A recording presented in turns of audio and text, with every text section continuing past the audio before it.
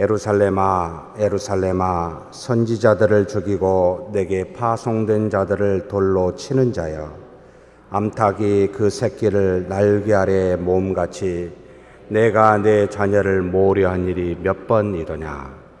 그러나 너희가 원하지 아니하였도다. 보라, 너희 집이 황폐하여 버려진 바 되리라. 내가 너희에게 이르노니 이제부터 너희는 찬송하리로다. 주의 이름으로 오시는 이여 할 때까지 나를 보지 못하리라 하시니라. 예수께서 성전에서 나와서 가실 때 제자들이 성전 건물들을 가리켜 보이려고 나아오니 대답하여 이르시되 너희가 이 모든 것을 보지 못하였느냐. 내가 진실로 진실로 이르노니 돌 하나도 돌 위에 남지 않고 다 무너뜨려지리라.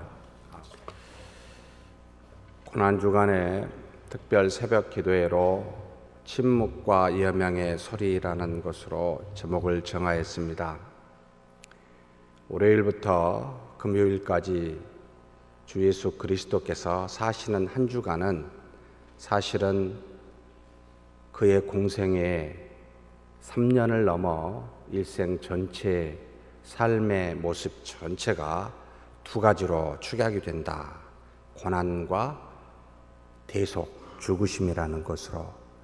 그래서 그분의 사심은 이 땅에 있는 우리의 죄를 대속하기 위하여 고난 받으시기에 세상으로부터 받은 고난이 무엇인지를 월요일부터 금요일까지 5가지를 나누어서 주제로 외면의 소리, 배반의 소리, 부정의 소리, 권력의 소리, 그 다음에 버림받음의 소리라는 제목으로 함께 나누고, 주일날은 부활절이기에 여명의 소리로 함께 나누고자 합니다.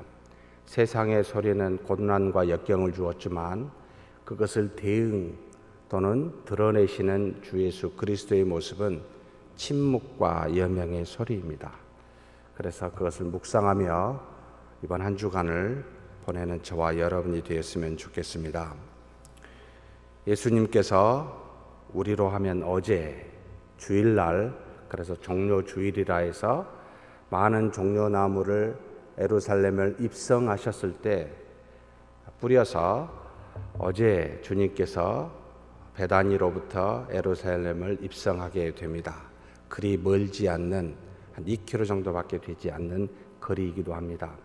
그런데 산 위에서부터 높지 않는 산에서부터 밑으로 내려가는 가파른 길목에 종려나무와 겉옷을 뿌려서 우리 주 예수 그리스도께서 나귀 새끼를 타고 입성하게 됩니다.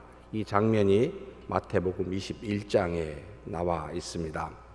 무리의 대다수가 겉옷을 길가에 펴고 다른 많은 사람들은 나뭇가지 종려나무를 베어서 길에 또한 펴서 예수님을 환영합니다. 앞에서 가고 뒤에서 따르는 소리가 소리 높여 드러내는 소리가 있었습니다. 호산나 다윗의 자손이여 찬송하리로다. 주의 이름으로 오시는 이여 가장 높은 곳에서 호산나 하더라. 이렇게 예루살렘 성에 들어가시게 되니까 온 성이 소동하게 됩니다. 왜 그렇습니까?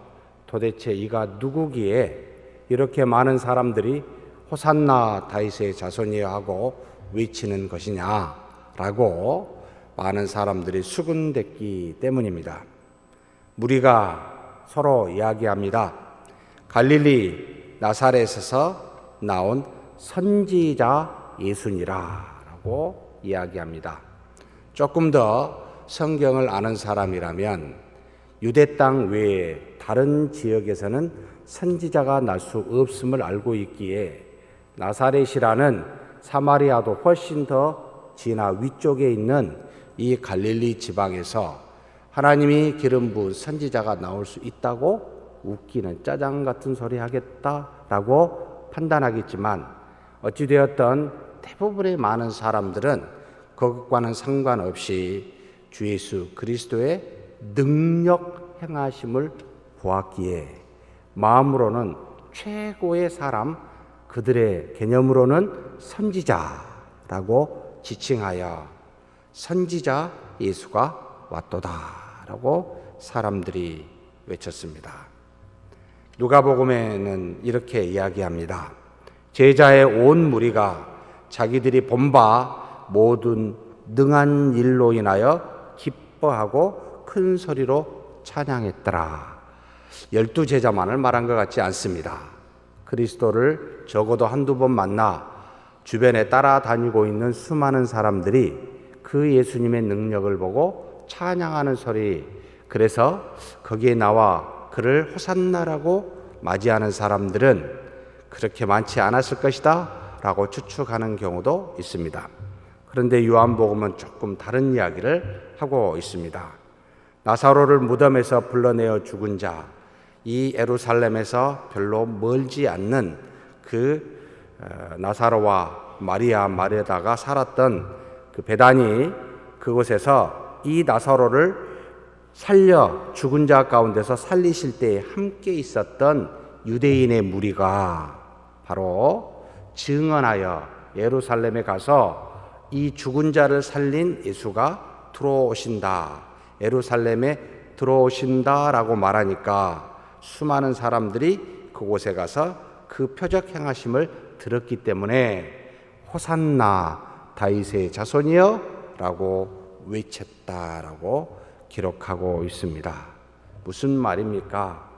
진심으로 주 예수 그리스도를 믿고 그를 향하여 호산나 다윗의 자손이여, 정말로 다윗의 혈통으로 온 메시아라고 지칭하였다기보다는 능력을 보고 죽은 자를 살린 것을 보고 뭔가를 기대하며 선지자라고 생각하며 그들은 그들이 모르는 소리를 하면서 성경에 미리 예언된 것을 성취하고 있었습니다. 하나님은 참 오묘하십니다. 우리도 모르게 주님의 일을 성취하고 계시더라는 거지요. 예수님께서 성전에 들어가십니다. 성전에서 매매하는 모든 사람들을 가장 먼저 들어가시자마자 성전에서 하신 일이 바로 이 사람들을, 매매한 사람들을 몰아내고, 이 집은, 내 집은 기도하는 집이라, 만인이 기도하는 집이라 라고 가르치시면서 성전을 정결케 하신 일을 가장 먼저 하시게 됩니다. 이 땅에 오신 주 예수 그리스도께서 하시는 일, 세상의 죄를 도말하고 깨끗하게 정결하여 거룩하게 만들고자 하는 그 의무를, 그 일을 상징적으로 성전에서 먼저 보여주고 계시는 표적이었습니다. 그러면서 이것이 예루살렘의 입성의 첫 번째 날이었습니다. 그 다음 날부터 예수님께서는 매일 이 예루살렘 성전에 들어가시어 가르치십니다. 이것이 21장, 22장에 걸쳐서 나타나게 됩니다. 크게 무엇을 가르쳤을까라고 살펴보면 하나로 모아집니다. 하나님의 나라에 대해서, 천국에 대해서 가르치십니다. 한 3가지 정도 비유를 들어서 마태복음에 나와 있습니다. 첫 번째는 한 아버지에게 2 아들이 있습니다. 2 아들, 큰 아들과 작은 아들이 있는데 아버지가 큰 아들에게 요청합니다. 오늘 포도원에 가서 일하라 라고. 그랬더니 큰 아들이 가겠나이다 하고는 가지 않았습니다. 그래서 아버지가 둘째 아들에게도 동일하게 요청합니다. 실소이다 라고 했는데 둘째 아들은 나중에 뉘우치고 가서 일합니다. 그러면서 묻습니다. 누가 아버지의 뜻대로 하였느냐? 말로 예하고 행함으로 아니한 큰아들이냐? 말로는 아니요 하고 행함으로 예하고 순종한 둘째 아들이 아버지의 뜻대로 했느냐라고 물으면서 세리와 창녀는 믿었기에 천국에 들어가지만 너희 제사장들은 보고도 뉘치지 아니하였기에 들어가지 못한다라고 말합니다. 하나님의 말씀을 펴고 보며 예 하고 순종하려고 했었던 겉모양으로 바리새인과 제사장들은 행함이 없어 결국은 못 들어가고, 아니요, 말씀 안 봅니다. 맘대로 살았었던 세리와 창녀들은 그들의 행위를 뉘우치고 다시 하나님의 말씀에 따랐기에, 믿었기에 바로 들어갔다라고 하나님의 나라에 지금 현재 예수님을 바라보고 있는 사람들을 향하여 보여주신 첫 번째 예화였습니다. 두 번째 예화는 타국에 가는 포도원 주인의 비유를 들어서 이야기하십니다. 주인이 농부들에게 포도원을 맡기고 타국에 갑니다. 열매를 얻고자 하여 이제는 타국에서 종들을 보냈습니다. 그런데 이 포도원을 맡은 사람들이 종들을 잡아 때립니다. 능욕을 보이고 보냅니다. 그래서 주인은 마침내 아들을 보내면 이제는 주겠지 하고 그 아들을 보냈습니다. 그런데 때리고 상하게 하고 뿐만 아니라 심지어 죽이기까지 했다라고 말합니다. 그래서 주인이 군대를 보내서 전부 이 포도원을 빼앗고 다시 차지했다라는 내용으로 비유를 말씀하십니다. 너희는 하나님의 나라를 빼앗기고 열매 맺는 백성이 받을 것이다 라고 하여 먼저 포도원을 주었었던 너희 유대인들은 결국은 망하게 되고 이 포도원을 다른 사람에게 맡겨 그것을 유업으로 주겠다 하여 하나님의 나라는 너희 손에 가지 않을 것이다 라고 경고한 비유가 두 번째 비유였습니다. 세 번째는 혼인잔치의 비유로 말씀하고 있습니다. 아들의 혼인잔치를 베푼 임금이 사람들을 청합니다. 자기 일 때문에 너무 바쁘다고, 장가도 가야 되고 소도 사야 되고 반일도 해야 되는데 못 가겠노라고 라고 그 요청을 전부 거절합니다. 심지어 그 중에 어떤 사람들은 종들을 잡아 모욕하고 죽이기까지 했다라고 말씀하고 있습니다.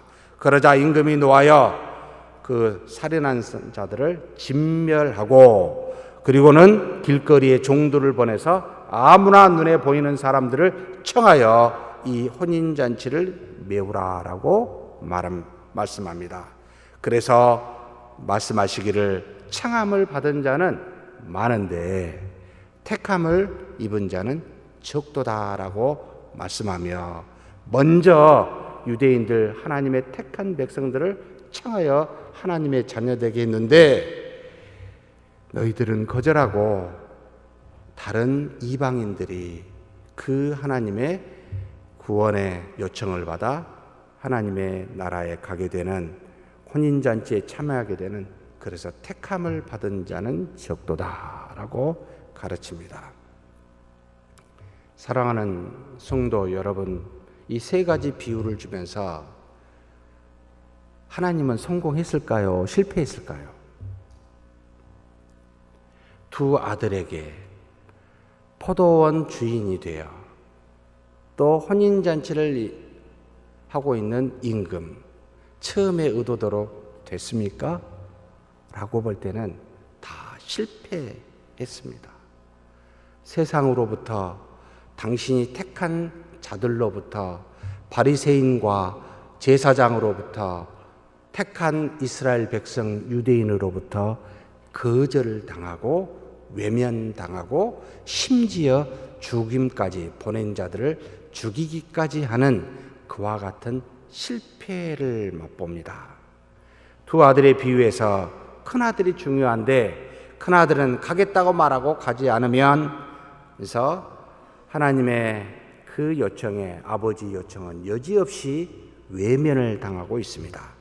타국에 가는 포도원의 주인의 비유에서 포도원을 맡긴 첫 번째 자들에게 또한 외면을 당하십니다. 혼인잔치를 베푸는 임금의 비유에서 처음 청함을 받은 자들에게 또한 외면을 받습니다. 외면하는 사람은 다 누구입니까? 가만히 살펴보니까 하나님의 직은 거리에서 사명을 받고 하나님의 일을 맡고 있는 제사장과 바리새인들이요, 또 하나님이 사랑하는 아브라함의 자손이라고 하여 택한 백성이라고 그렇게 지칭했었던 바로 유대인들이 이 하나님의 요청을 외면하고 있습니다. 우리가 아닐까? 가장 먼저 택함을 받아 하나님의 말씀을 외면하는 우리가 아닐까라고 돌아보게 됩니다. 이것을 보시면서 예수님께서 말씀하십니다. 37절에 예루살렘아 예루살렘아 선지자들을 죽이고 내게 파송된 자들을 돌로 치는 자여. 예수 그리스도가 자신의 백성에게 왔지만 자신의 백성인 이스라엘 민족은 그를 외면했습니다. 하나님이 보내신 하나님의 아들을 외면했습니다. 심지어 죽이려고까지 하고 있습니다. 결국 죽었지요.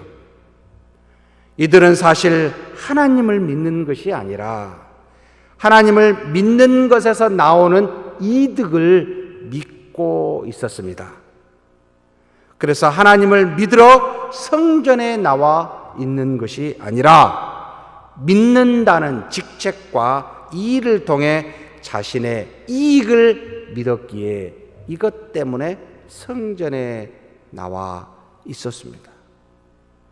그래서 성전에는 그들에게 하나님이 계신 곳이 아니라 돈이 있는 곳이요, 권력이 있는 곳이요, 힘이 있는 곳이었습니다. 그러니 하나님을 대신한 하나님의 아들 예수 그리스도의 가르침과 권위는 인정될 수도 없었고 인정할 수도 없었습니다. 왜요? 자기들이 갖고 있기 때문에 줄 수가 없는 것이지요. 철저히 그래서 예수님은 바로 하나님의 말씀을 따라 종이라고 부르는, 그래서 연구하여 하나님의 말씀을 순종한다고 하는 바리새인과 그리고 그 율법에 따라 제사를 드리는 제사장들로부터 철저하게 외면을 당하셨습니다. 하나님을 믿는 것이 아니라 하나님 때문에 나오는 이득을 믿고 있기 때문입니다. 사랑하는 성도 여러분, 우리가 혹 그러지 않습니까? 하나님을 믿기 위하여, 그분을 높여 찬양하기 위하여, 그분의 말씀에 따라 순종하기 위하여 이 자리에 있는 것이 아니라 여기서 나오는 뭔가 이득 때문에 이것을 믿고 있기에 나와 계시진 않습니까? 그것 때문에 외면당하십니다. 그러나 하나님과 우리 주님은 포기하지 않으십니다. 보낸 선지자들을 죽이고 파송된 자를 돌로 치는 외면하는 소리가 세상 가득 찬다 할지라도 마치 암탉이 자기 새끼를 날개 아래 모음같이 내가 내 자녀를 모으려 한 일이 몇 번이더냐라고 말씀하시며 계속하여 종들을 보내셨고 지속적으로 선지자들을 보내 심지어 아들까지 보내 그들을 다시 자신의 품으로 모으려 하신 분이 우리 하나님이십니다. 사랑하는 성도 여러분, 사실 우리 주님은 이런 외면의 소리를 묵묵히 감내하시기 위하여 이 땅에 오셨습니다. 자신을 향해 하나님이 보내신 하나님의 아들이라고 찬송과 영광을 받기는커녕 알아보지도 못하며 심지어 극심한 외면까지도 죽음까지도 당하시기 위하여 이 땅에 오셨습니다. 왜요? 우리의 죄를 구원하여 하나님의 아들 되도록 하기 위해서입니다. 건강한 자에게 의사가 필요한 것이 아니라 병든 자에게 의사가 필요함을 아시기에 섬김을 받으러 오신 것이 아니라 도리어 섬기려 이 땅에 오시기 위해, 그래서 죄로 병든 우리를 구원하시기 위해서 이 땅에 오셨습니다. 알고 오셨다는 겁니다. 저 같으면 알면 안 갈 것 같아요. 모르니까 주의를 하는 것 같아요. 아셨습니다. 바리새인들과 서기관이나 그리고 사두개인들과 심지어 율법사까지 그를 시험하여 죽이려는 무시무시한 외면 속에서도 우리 주님은 똑같이 거친 행위로 대응하신 것이 아니라 그저 하나님의 말씀으로, 다음과 같은 말씀으로만 대응하십니다. 보라, 너희 집이 황폐하여 버려진 바 되리라. 내가 너희에게 이르노니 이제부터 너희는 찬송하리로다. 주의 이름으로 오시는 이여 할 때까지 나를 보지 못하리라. 너희 집이 황폐해지고 주님이 재림하실 때까지는 너희들이 실제적으로 나를 알지 못하게 될 것이다 라고 그들에게 말씀으로만 대응하십니다. 저 같으면 한바탕 하지 않았을까라고 생각이 드는데 침묵하며 말씀으로만 대응하십니다. 예수께서 성전에서 나와서 가실 때 제자들이 성전 건물들을 가리켜 보이려고 나옵니다. 제자들의 세상 가치관을 향해 눈의 화려함에 사로잡혀 그것에 권위를 두고 좌우되는 세상 사람들을 향해 예수님은 다음과 같은 진리의 말씀으로만 대응하십니다. 너희가 이 모든 것을 보지 못하느냐?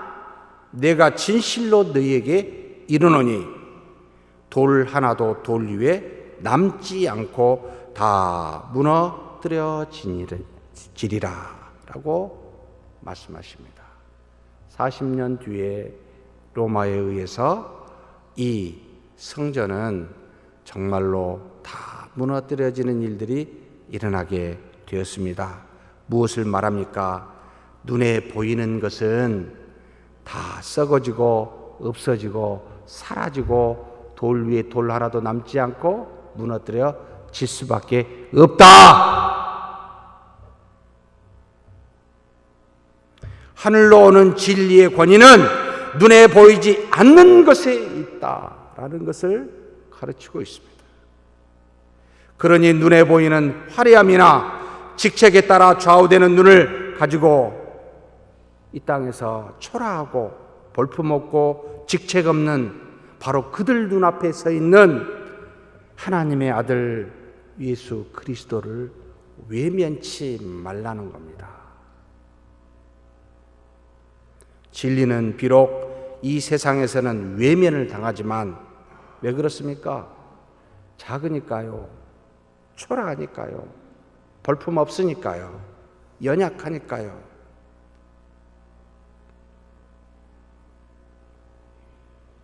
그러나 진리는 보이지 않는 것에 있습니다. 초라한 것에 있었습니다.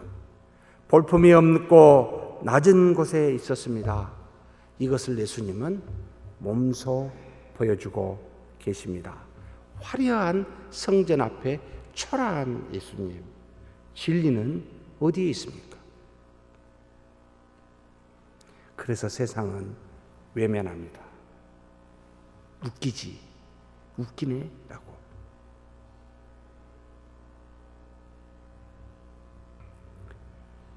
예수님은 자신을 외면하는 세상을 향해 흔들리지 않고 당당하게, 그러면서도 조용히 아주 작고 소박하며 어쩐지 연약하게 보이면서 대응하십니다.